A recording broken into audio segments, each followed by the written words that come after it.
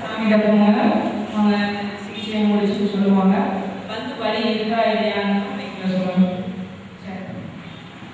Pulse பார்த்துட்டு இருக்காங்க. இதில்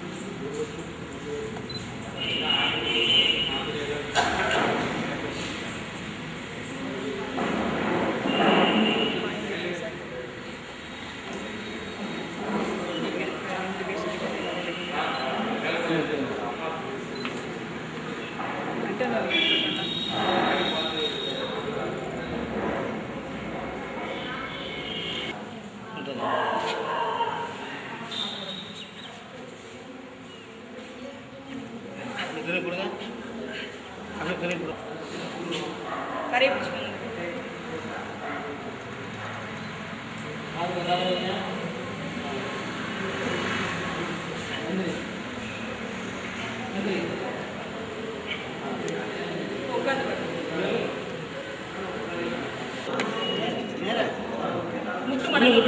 என்ன பாருங்க, என்ன பாருங்க, மேலே எந்திரிங்க, எந்திரிங்க,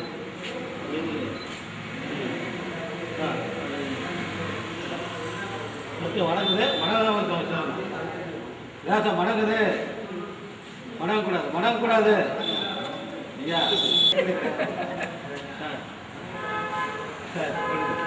இப்படி இங்கே இருங்க, இப்படி செய்யுங்க.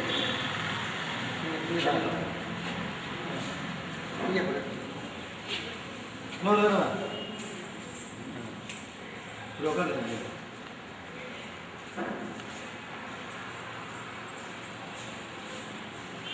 எப்படி இருக்குப்பா?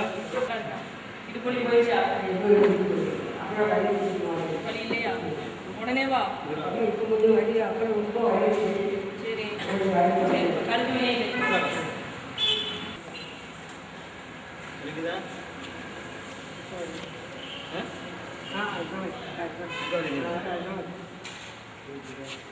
இப்போ கவனிக்குது, இங்கே வலி இருக்கா? இங்கே இல்லை. இப்போ இப்போ கவனிக்குது, காலை வேலை வைங்க. இப்போ கவனிக்குது, இங்கே வலிக்குதா? சரி, இப்போ இல்லை, இங்கே வலிக்கல.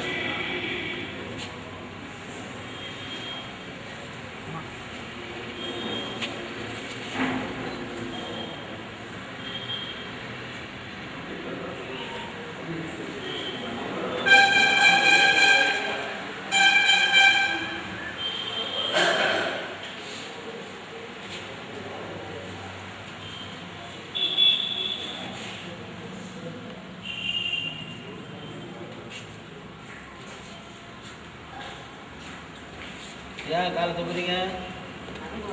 நம்ம ஒதுக்குதா?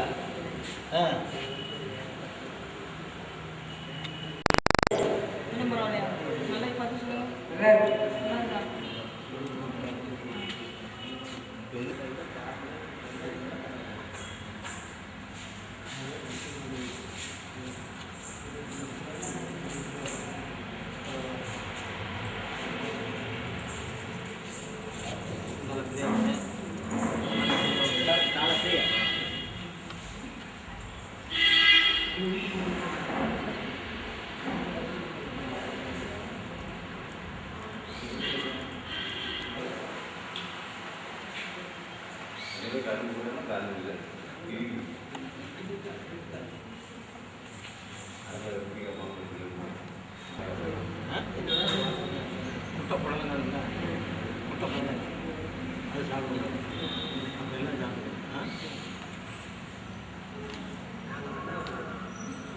வெளியே போயிடலான்னு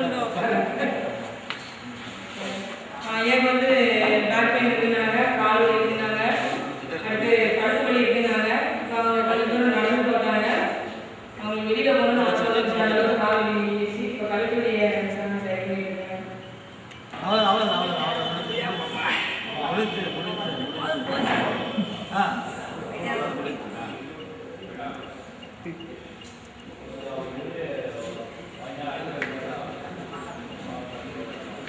அதே சாமி கழுத்தில் வலி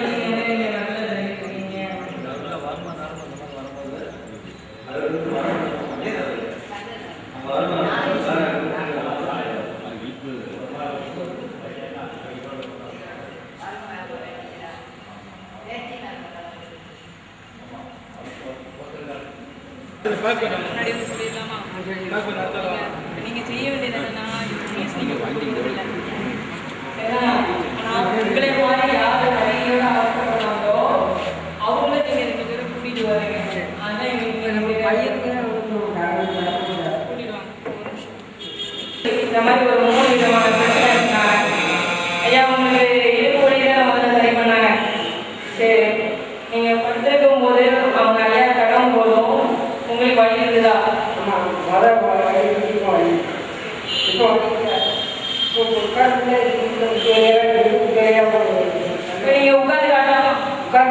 காட்டலாம்.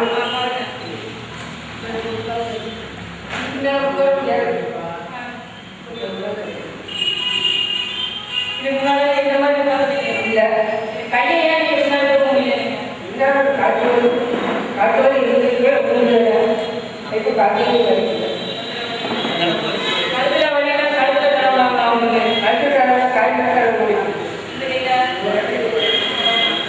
அதாவது என்னன்னா இவங்களுக்கு கழுத்துல இருக்கும்போது இந்த மாதிரி இந்த இடம் வந்து இதுதான் மோட்டர் பயன்பாடு. அதாவது நம்மளுடைய உடம்புல இந்த ஷோல்டர்ல இருந்து இயக்கக்கூடிய ஒரு இடமே தான். இப்போ இதை விட்டுட்டோம் அப்படின்னா அவரால் தூக்க முடியல. சாமி வந்து இந்த இடத்துல ப்ரெஸ் பண்ணியிருந்தாங்க. இதுதான் வர முடியும் அவங்களுக்கு. இதை தூக்கும்போது அவங்களால கையை இந்த அளவுக்கு கொண்டு போக முடியுது. ஆனால் இதுக்கு முன்னால் அவங்களால கையை கொண்டு போக முடியல. அதுக்கப்புறம் இந்த பாயிண்டில் வந்து ப்ரெஷர் அழுத்தம் கொடுக்குறதுல இருக்குது. அதுக்கப்புறம் அவங்களுக்கு இந்த பெயின் வந்து ஷோல்டருக்கு கீழே வருது. ஐயா உங்களுக்கு அடுத்த முதல்ல அங்கே வலிக்குது, அதுக்கப்புறம் 2வது இங்கே அதாவது உங்களுக்கு அக்குள் பகுதியில் வலிக்குது. அதுக்கப்புறம் இந்த கையை பிடிக்கும் போது